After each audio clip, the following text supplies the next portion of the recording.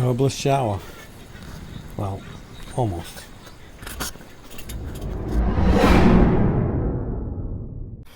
Okay, so you want a curbless shower, but your floor is a little out of level. Like this floor here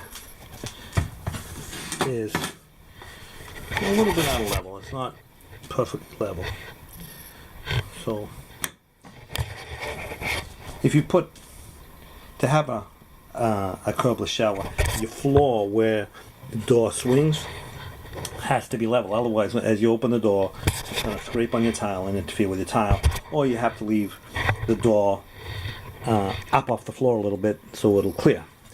So instead of trying to fix this floor because it would be a huge hassle, what I'm going to do is actually just make a very slight curve. So this whole floor, as we prepared it yesterday, is completely waterproof. No water. You could take a shower in here right now and it would not leak. So I just want to make this threshold just the thickness of a tile. So I'm going to add this here right now, just so I have my piece down.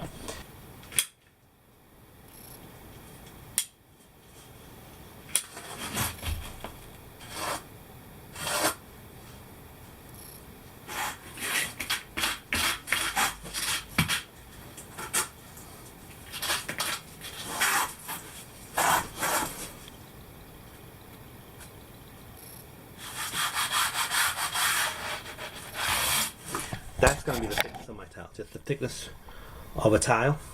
And there's going to be some Schluter metal on either side of that. I'll show you that in a minute. Okay, so I cut that. It's going to go like this.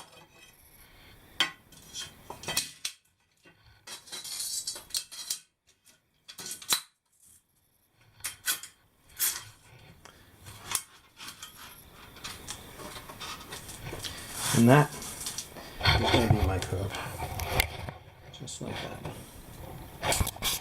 That is a curve, just the thickness of a tile, 3/8 of an inch. And I'll level this out. Almost level now. Just gonna raise this side a tiny little bit, and then you have pretty much a curbless shower, or let's call it a mini curb, or a narrow curve, or a thin curve. Typically a curb is like 4 inches or so. You don't have to have a really big thick curb. You can just do like a very thin curb, as long as you waterproof the entire floor. So everything here is waterproof. In there, in here, all of this is waterproof. That's what I'm doing for this curb. So that's it. That's the curb. Very low,